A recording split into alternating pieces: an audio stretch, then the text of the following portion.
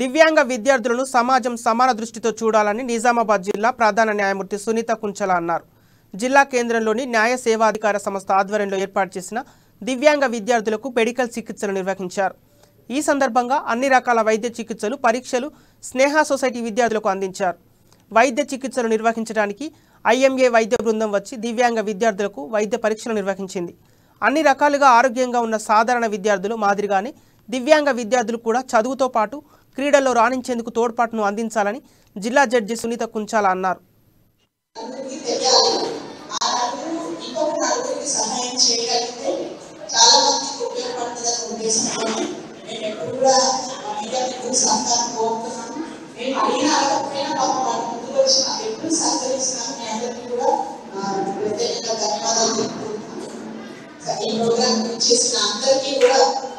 support action చేసిన ప్రతి వాళ్ళకి పేరు పేరున